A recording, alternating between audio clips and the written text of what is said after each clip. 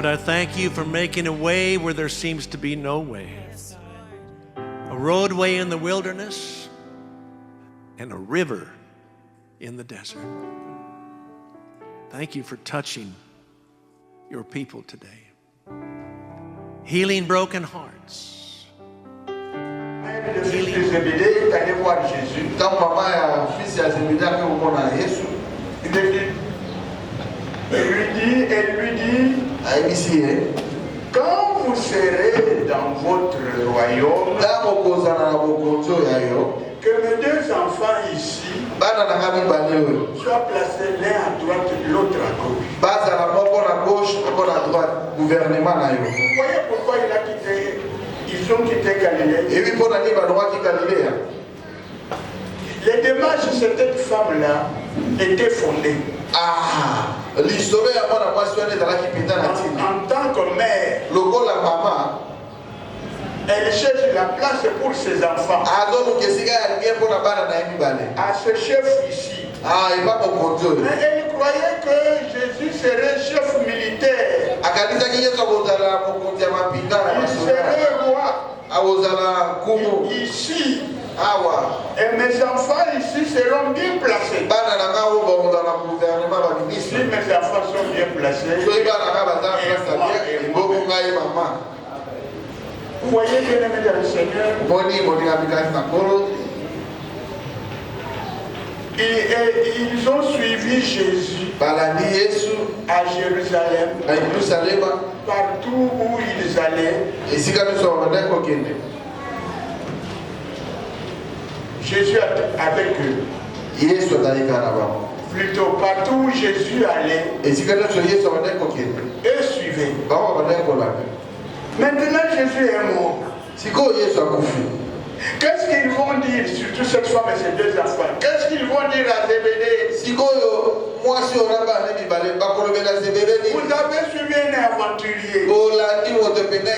Maintenant, qu'est-ce que vous allez devenir? Et puis il a laissé sa femme et ses enfants. Qu'est-ce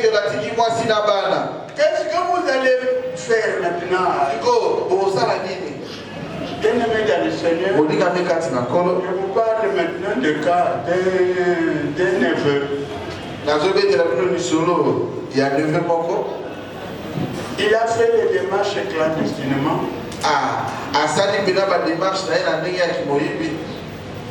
Il est allé en Turquie, je crois. Il devait aller plus loin. Ça n'a pas été. Et s'il va quitter. Sa mère vient chez moi pour lui dire que notre fils va rentrer, mais il faut qu'il reste chez vous ici. Pourquoi? Parce que chez ses parents, il a honte. Voilà, il a fait les démarches pour partir, il n'est pas parti. Il y a maman de comment. Même s'il est ici, il ne sortira pas. Aucun de ses amis là ne le verront. Vous voyez? Pourquoi Jésus dit, pourquoi l'ange dit, il vous précède en Galilée. Mais Jésus, après l'ange, les deux dames rentrées, Jésus leur a dit, ne craignez rien.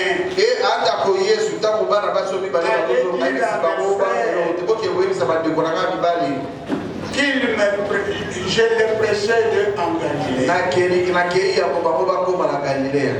En Galilée.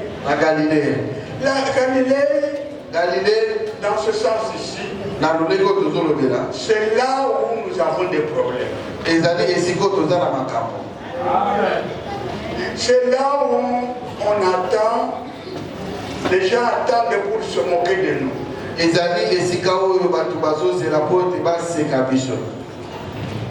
Les gens attendent. Oh, il disait qu'il ferait ça, voilà.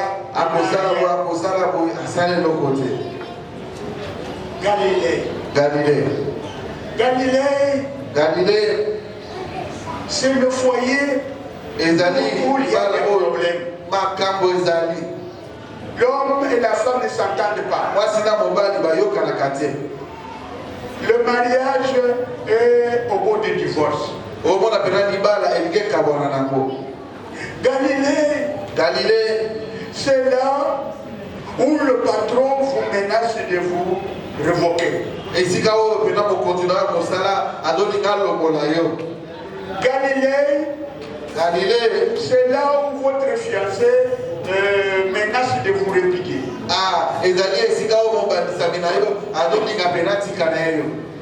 Galilée, c'est l'endroit où les sorciers t'attendent. Peut-être vous êtes sorti de l'école, vous êtes sorti de votre maison, vous êtes ici, et un sorcier t'attend sur la route. C'est votre Galilée. Bien-aimé dans le Seigneur. Galilée, c'est là où quelqu'un t'attend pour te violer, pour te taper, pour te tuer, pour te faire du mal.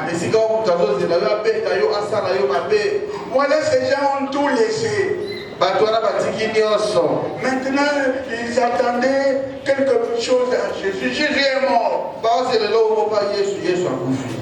Qu'est-ce que ces gens doivent faire maintenant? Il faut une consolation. Quand j'ai demandé au Seigneur qu'est-ce que je peux dire ici, le Seigneur a dit, il m'a donné ce passage et l'autre passage qui va venir.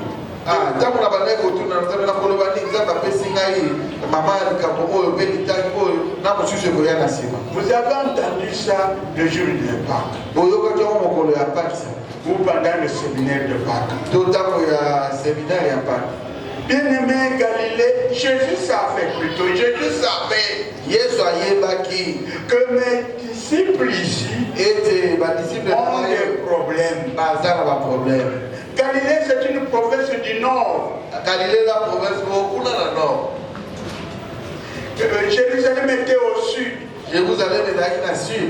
Mais Jésus est avec eux ici, s'il est ressuscité, qu'il vienne leur dire quoi que ce soit, pourquoi ils nous attendent, ils nous envoient à Galilée.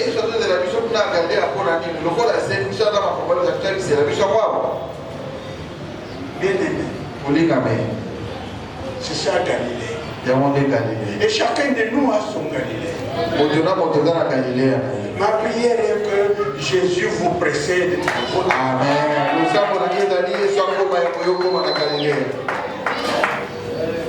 Notre bien-aimé,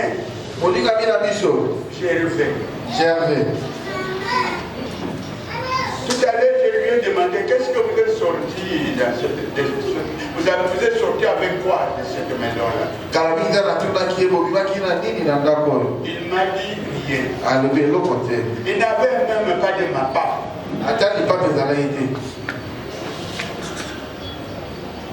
Il y a des souffrances, des angoisses, des soucis, des inquiétudes. C'est ça son Galilée.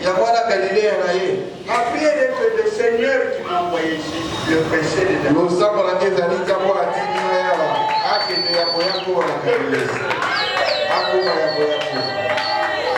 Vous voyez quelqu'un qui n'a plus rien. Plus rien. Je ne sais pas si vous vous imaginez. Sa femme non plus, ses enfants non plus. Les pièces d'études, un peu d'argent, tout. C'est ça son Galilée. Que Jésus vous précède là-bas.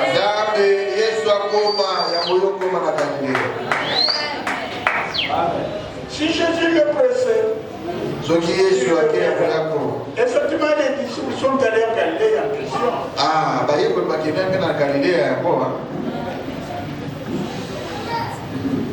Et il leur a dit de quoi il s'agit. Bien-aimé dans le Seigneur, un autre passage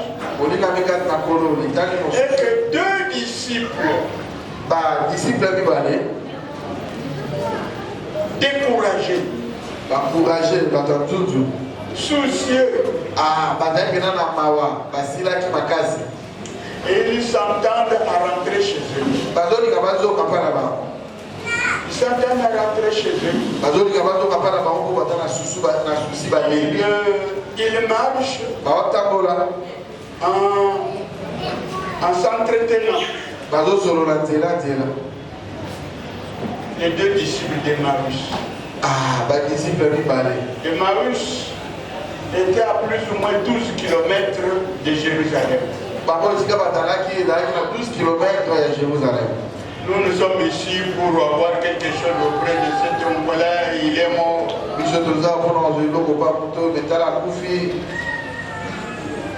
Bien-aimés dans le Seigneur, ces gens ont résolu de rentrer chez eux.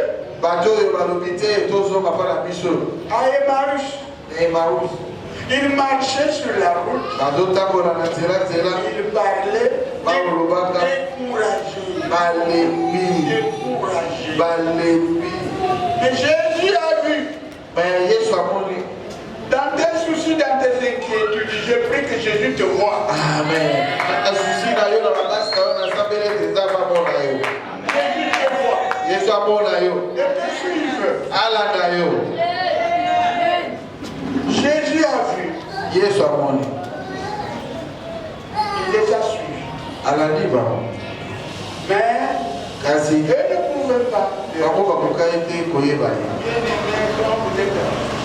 Quand vous êtes dans les inquiétudes, vous ne pouvez pas voir Jésus. Vous ne pouvez pas le sentir. Mais lui, il vous voit. Comme il a vu ces deux disciples d'Emmaüs, il a même fait route avec eux. Il marche avec eux. Eux ne les reconnaissent pas. Bien-aimés dans le Seigneur, ceux parmi nous qui ont perdu confiance, parce que le Seigneur me le fait savoir maintenant. Revenez sur la droite.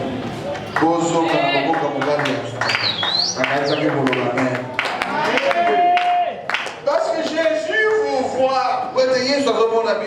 Ce message vous concerne aussi.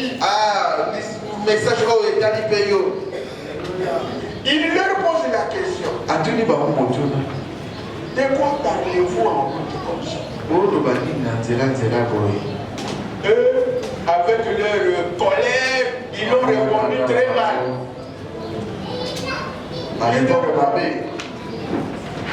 Es-tu le seul à Jérusalem qui n'a pas entendu que Jésus-Christ, prophète puissant, parole, et un acte, nos chefs l'ont tué, l'ont crucifié. Il est enterré. Toi, tu es le seul à n'avoir pas entendu ça. Mais certaines femmes sont venues nous surprendre. Elles nous ont dit que Jésus est ressuscité. Il s'agit de Marie de Magdala et l'autre Marie là qui ont vu l'ange et qui ont rencontré Jésus.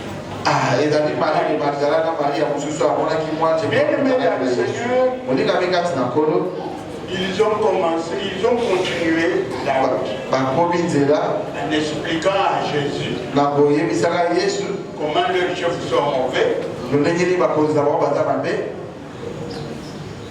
Nous espérions, disait-il, qu'il serait chef ici en Israël. Il va chasser pour nous les Romains qui nous malmènent. Mais il est mort. Celui qui est mort est à côté d'eux. Il marche avec eux. Bien-aimés dans le Seigneur, Ils marchent, ils continuent leur marche. Et ils sont arrivés là où ils devaient aller. Dans leur village, dans leur maison, qu'ils avaient déjà abandonné.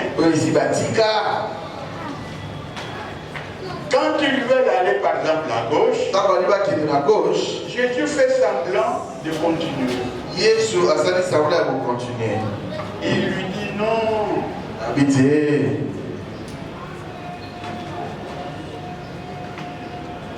La nuit est avancée. Vous ne pouvez pas aller là-bas. Pourquoi? Parce qu'il y a des bandits, il y a des coups, on peut vous faire du mal. Le jour baisse déjà. La nuit avance, c'est exactement cela qui est écrit. Bien-aimé dans le Seigneur, Jésus a accepté de descendre avec eux. Ils sont arrivés dans leur maison, évidemment toujours très découragés. Mais là, on leur a donné à manger. On leur a donné à manger. C'est Jésus qui partage ce repas. Et l'inconnu pour eux partage le repas. Pourquoi? Le chef se montre toujours chef. Quand il a pris du pain, il a coupé. Les deux disciples sont souvenus de la façon dont Jésus coupait le pain. Et leur mémoire est revenue. Oh, voilà l'homme que nous cherchons, c'est celui-ci.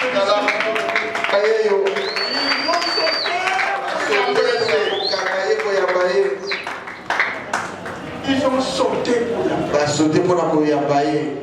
Jésus n'avait plus besoin de ça.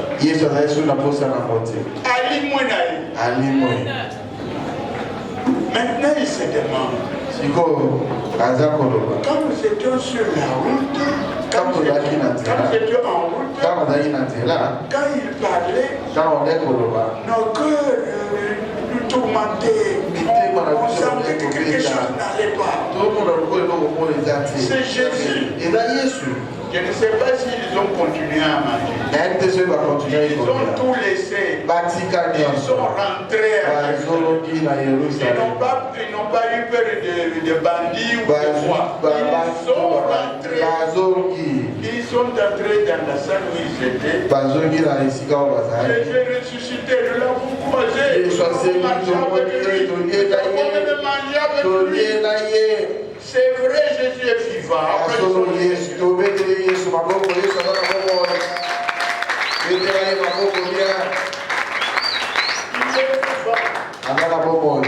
Bien-aimés dans le Seigneur, nos soucis, nos inquiétudes nous empêchent de reconnaître Jésus. Ils nous empêchent. C'est bien, ce n'est pas bien, bien-aimés dans le Seigneur. C'est bon bien de le comprendre.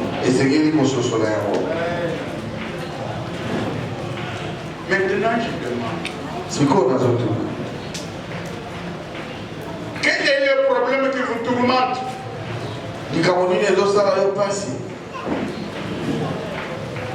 Est-ce le mariage? Est-ce le travail qui ne vient pas?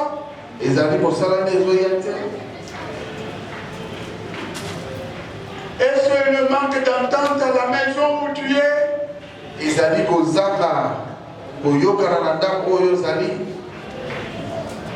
Qu'est-ce qui vous tourmente? Est-ce la santé?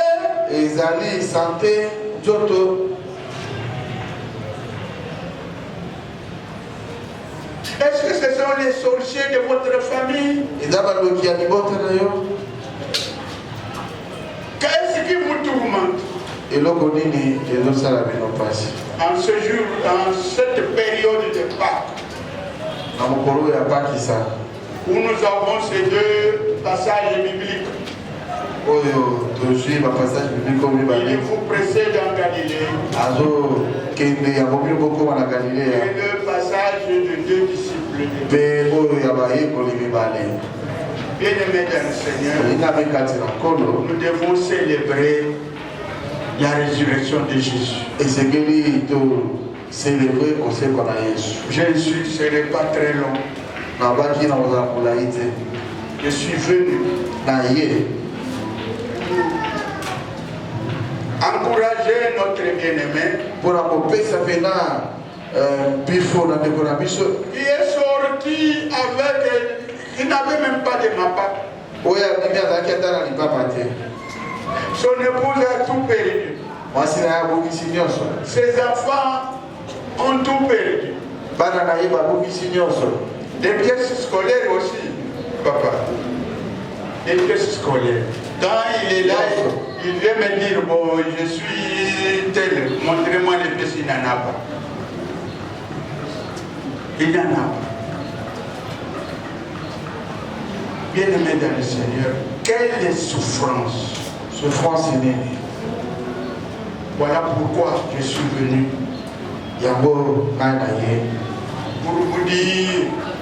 Pour vous dire,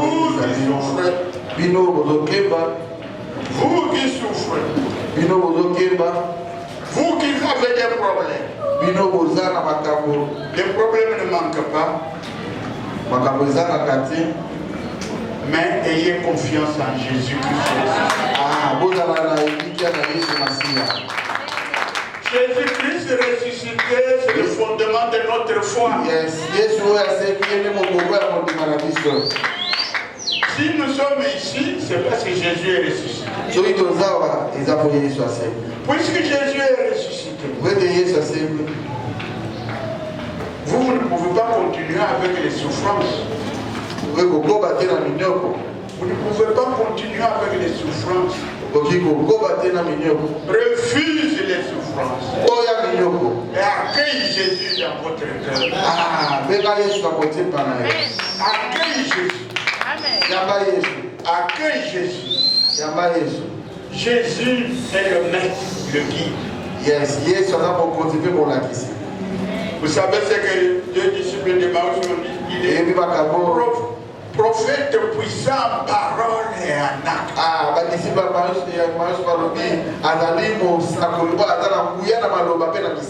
Bien-aimé, mettons-nous debout. Mettons-nous debout. Nous allons demander à Jésus d'entrer dans nos cœurs. Nous qui avons des problèmes. Et vous allez citer même ces problèmes. Vous n'allez pas me le dire. Vous dites entre vous-même, dans votre cœur, Seigneur Jésus, entre dans mon cœur. Entre dans mon cœur. Donne-moi la joie que les deux disciples de Maïs ont eu quand ils ont reconnu Jésus. Et même Jésus, est-ce qu'il est arrivé? Il est arrivé en Galilée, oui. Est-ce qu'il est à Galilée? Oui. La pêche miraculeuse, c'est en Galilée.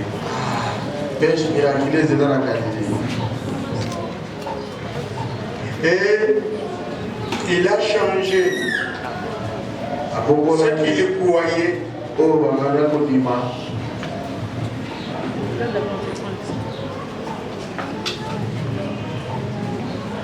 Faites de toutes les nations des disciples.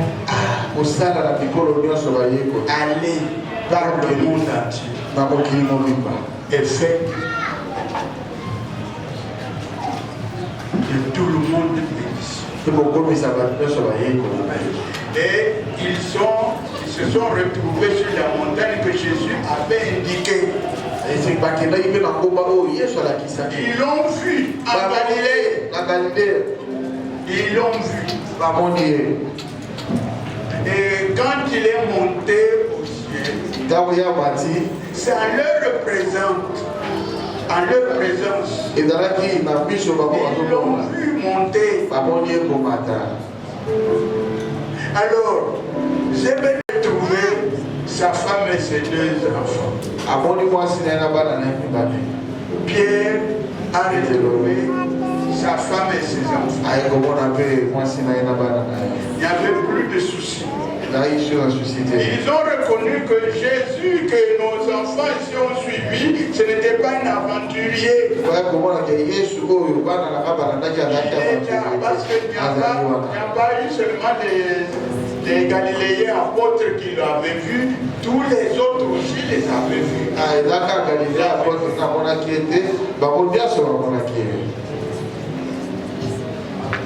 Alors il les a consolés. Vous savez autre chose? Excusez-moi de vous mettre debout pendant longtemps, c'est quelque chose qui m'arrive. Il y a nos frères et sœurs qui allaient à Chikapa pour avoir de l'argent. Il y en a qui partaient à Kaimba, d'autres maintenant à Luanda, chercher l'argent. Certains parmi eux qui ne rentrent pas, c'est parce qu'ils ont honte. Si nous rentrons, nous irons dire quoi? Ils ont honte. Le bien-aimé dans le Seigneur, ce ne soit pas la même chose avec nous. Nous, Jésus, la parole nous dit ne vous inquiétez de rien.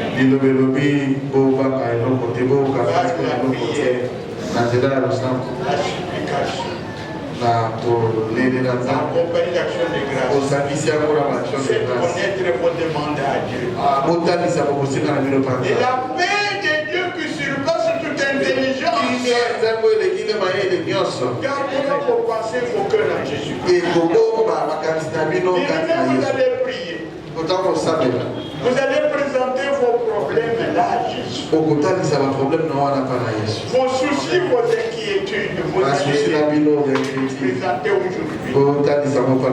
Et je crois que nous allons sortir d'ici très confiants. À partir de couple ici, et les enfants s'ils sont ici.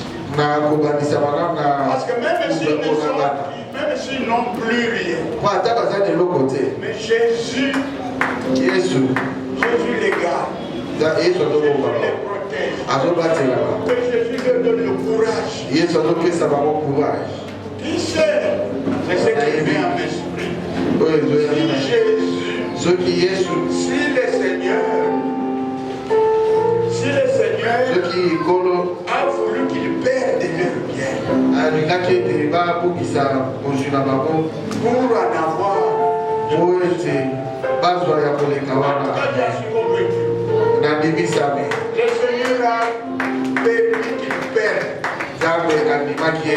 perdent. C'est ce qui m'est arrivé maintenant dans mon cœur. Jésus a voulu qu'ils perdent cette vie. Afin qu'ils commencent à zéro.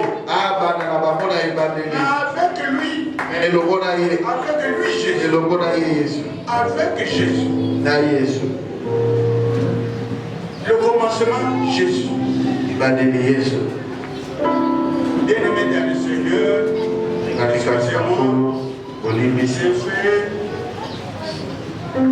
j'ai demandé de vous tenir debout. Le Seigneur m'a donné le message que devait poursuivre.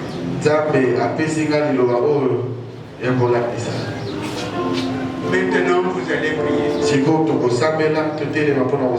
Maintenant, vous allez prier. Présentez votre vie à Jésus. vos besoins à Jésus. Que Jésus vous précède là où vous avez des problèmes. Que Jésus vous précède là où vous avez des problèmes. Que le sorcier parmi nous qui a laissé sa sorcellerie dans un arbre que Jésus le précède là-bas et qu'il ne trouve plus cette sorcellerie. Que ceux qui ont des dettes et qui n'ont plus l'occasion de payer, que Jésus les précède. Que Jésus les précède. Que ceux qui ont besoin de se marier, ils ne voient pas comment. Et c'est une fille, c'est un garçon. Que Jésus vous précède dans cette démarche. Je veux entendre cette semaine,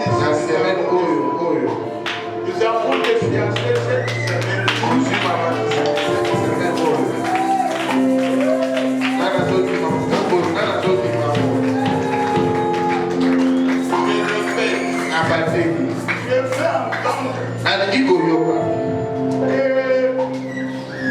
les fiancés que vous avez fui et revenus.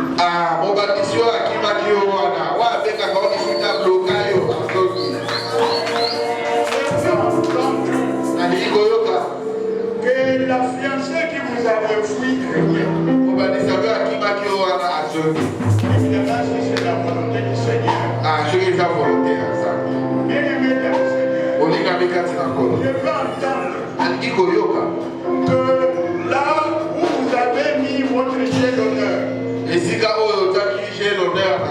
on vous appelle.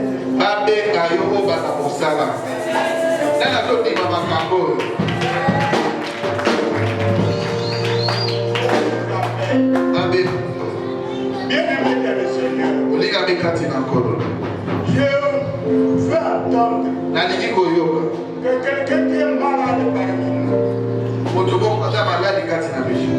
les médecins ne voient pas les malades. Amen, amen, amen, amen.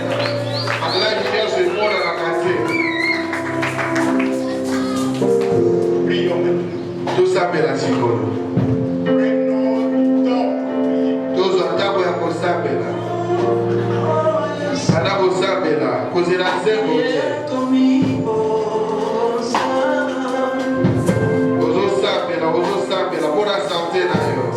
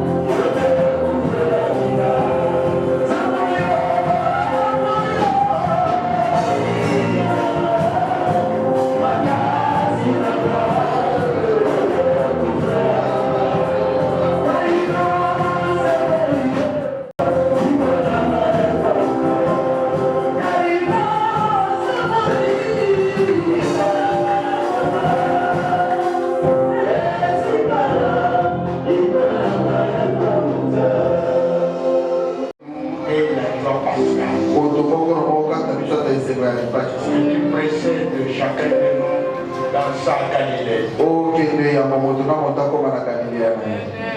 Écarte loin du monde les soucis, les inquiétudes et les angoisses. Pour le couple bien-aimé, qui vient de tout perdre, Dieu a voulu qu'il les réparte sur des nouvelles bases. Leur départ va dépasser tout ce qu'ils ont fait justice. Là, je le dis par l'inspiration du Saint-Esprit. Merci.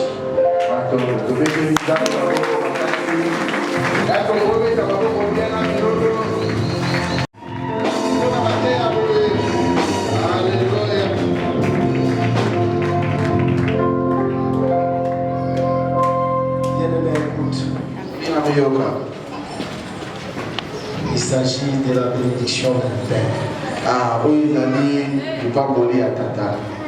Et ce qui vient de déverser au milieu de nous,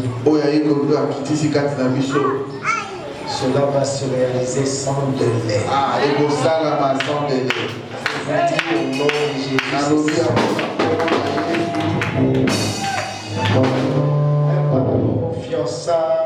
Par rapport à la restauration de mariage, par rapport à toutes les choses sans délai. Il a la manière de le dire ainsi. Et après lui, il y a les témoignages qui le suivent. Et moi je sais, et les témoignages de Shalom nous les suivront. Et cela va pour la gloire de son nom. J'aimerais que papa, comme il est là, puisse également prononcer certaines paroles de bénédiction pour les serviteurs de Dieu, le pasteur de Shalom, qui ont été sérieusement aussi secoués dans leur cœur. Une parole soit prononcée par papa ou les pasteurs, ils peuvent se mettre debout et avancer. Les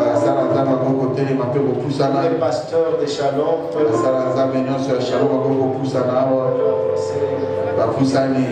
avancer. Nous avons tous besoin d'une parole de papa. Peuvent aussi avancer. Seulement les anciens, ceux qui sont là, peuvent aussi avancer. Parce qu'il faut partir aussi du collège pastoral.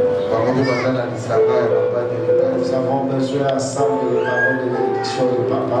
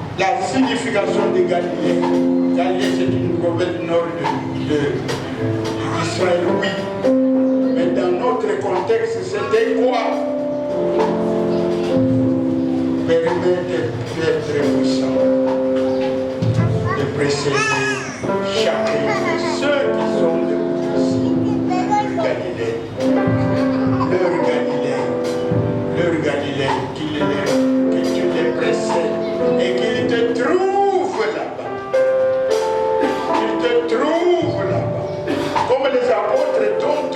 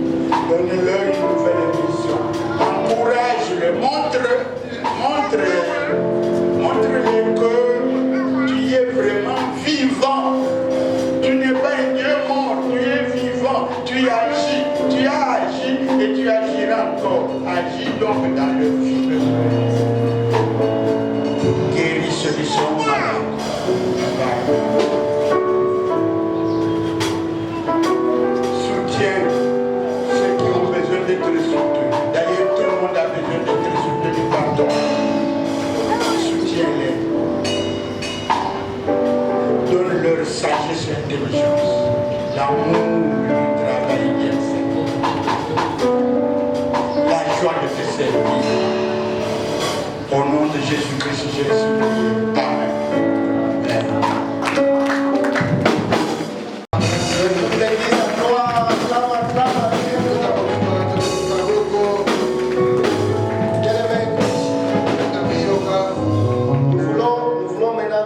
Particulière aussi bénir notre papa.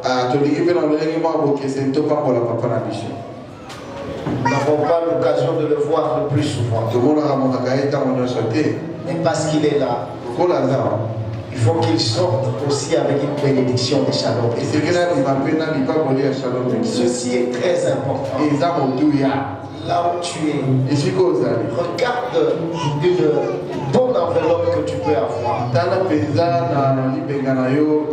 Tu dis ça, c'est la bénédiction à notre Père, notre patriarche, notre chef religieux. Mérite une bonne bénédiction de notre Père. Je te laisse le temps de regarder ce qui est important dans tes poches pour que tu prépares bien.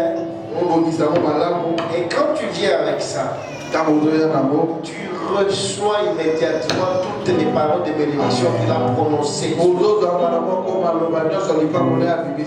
C'est comme ça que ça se passe dans le monde spirituel. Alors prépare avec le cantique de nos bien-aimés. Nous sommes en train de venir pour bénir notre papa. Que Dieu vous bénisse.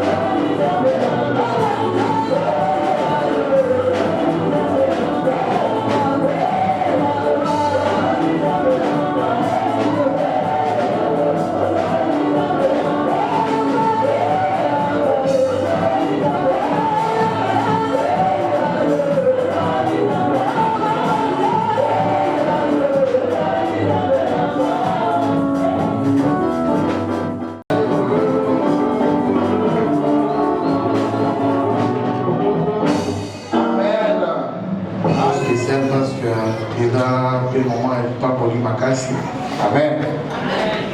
On comprend après quoi on est dans le bigongo. Et alors on a dit Nabelisa, Mosala Nzambe Moko, pour introduire le mission à un moment spécial. Comme on devrait le pasteur Guy de Bethel Nzambe Maboko. Amen, amen. Alléluia. Alléluia. Il y a ceux qui ont béni. À début après le dialogue Parce que papa te baloko ya kilo. Il a ce qu'on devoir dans le moment où on a besoin à saisir l'opportunité. Amen. Oui, bien aimé. Parce que les oignons qui bénissent la Bible, pour te voir l'histoire, c'est parce que la famille de l'homme quand Dieu a pris Moïse, à tout le monde, Moïse a dit 4 dates à main. Et l'homme dit nous a dit à celle de Moïse. Oui, beaucoup d'aveux, moi c'est un prophète. Quand le prophète a eu un date, à tout le monde, il a mis aux années. A dit c'est dans un mois, on fout un peu de fou. Nous avons dit que nous avons Ake musika mingi travailler na bato mosusu oyo bazalaki akuti ba disciple aisi ba disciple faut bolekisa bato oyo na bayi na maboko batatunaki bango bozana nini abi tozalaka na bisi mibale na libaboeza dans le boya na basa mingi se multiplier. Ça veut dire quoi? Par exemple eza ebele papa kozala na ba relation na ye. Papa pose la possibilité, puisque nous sommes ici, papa représente psychologue. Mais quand même, aïe, à couvrir nous autres la bilamba. Pour bilamba peut-être un banana et auto canisa. Mais peut-être écoute aussi quand on se dans une élection. Papa a tout perdu comme papa ou psychologue. Qui a songé le fils qui a pour moi qui bana bakoli, papa n'a pas pour faire na maman à 2-3 jours. Mais qu'est-ce que nous sommes en train de réfléchir sur ça? Bien aimé, si on officie à ta moutou, ils ont mieux que aussi qui s'en donnent. Puisque chaque journée, maman a dit à Zalana, à comment on a posé dans le soir pour le petit maman, donc c'est qu'il a bossé qu'ils ont ajouté. Comme on a photo, pour continuer à la bilamba, tu peux te souvenir. Les temps ils sont tout perdus. Ils sont pas là qui je ne sais pas si on a une maîtrise pour la parce que j'ai dit papa, j'avais hier mon a à sa terre au pied. Nous on traîne les moutons dans l'émotion à maman t'a dit à commis boyer. A côté pasteur Jean Noël a zakuna bazoloba ke kozwa balina ke ko bakati tuso atika ke kozwa ina to ke mutunyo so komi amplier mais au kanisa ta mukenda kambo mwaliki ngobadia kayoa ndiko kuma. Il est temps pour l'instant que l'église obligatoirement nous devons faire quelque chose bien que notre papa alina babilo kwa na tena mchobisa docteur que papa nous on entend ça taper la pose à que papa parce que c'est l'église qui doit manifester bolimoae siko vis-à-vis ya papa na bango.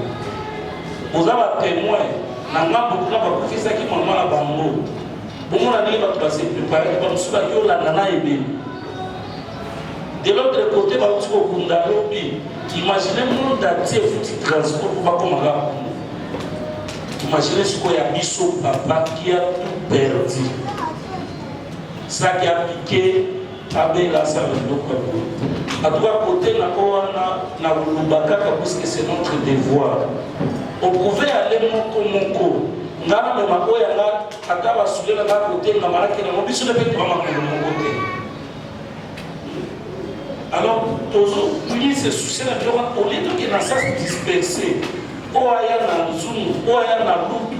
Attention ya fanzi boy. Batiele matembele na fufu. Mais azuli ya mona sali uti na shalom. Et c'est mon nini kwa zana ngo koleka o ebele bat bako pesa ye. Afali pe oya moni ke chalet les âmes fatilateur uti na ngap na ye. Bana mat basombeli. Ako fana pe komo ko akio sokola, abinyata na lipapa o yo sombeli. Ce n'est pas parce qu'il marque. Il est le chef de division, il ne marque pas, mais nous devons marquer pour nous abusser par papa l'abusser. Donc il est mon côté. Donc si tu as l'organisation d'abusser de la tombe pour la mouki, à la constitution na Moussa, maman a dit à Dieu d'Israël, papa fanda no pe ba tia makono na papa oyo thermos na tomba pe dit quand les cœurs de papa parlent c'est la bénédiction pour les enfants. Alléluia. Alléluia. Vous allez dans le micro à madame pe si na ma pe comme la mambo ya na kuzo.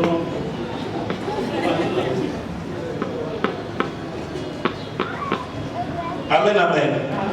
Alors, on a pour l'amputer. On a fait ça pour l'union.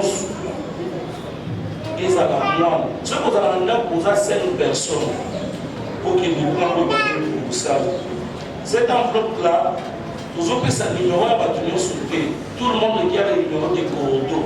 Ce que vous avez monté, il y a 15 jours. Si Dieu est béni, avec $1000, $100, $500, n'attendez pas aux dimanche, parce que Tinda on a numéro à Bordeaux. Vous connaissez bien notre Bordeaux, mais cette fois ici, il y a mon point limite pour se mêler. Moi, mon Dieu, au lieu de $20, $20, $50, on a fait la semaine pour dimanche, pour ça. Ceux qui ont ça, papa, ça, maman, ça, aux autres enveloppes, comme ça, vous allez dans ça pour la bénédiction, pour ne pas papa. Rapidement, nous le moment où nous avons enveloppe.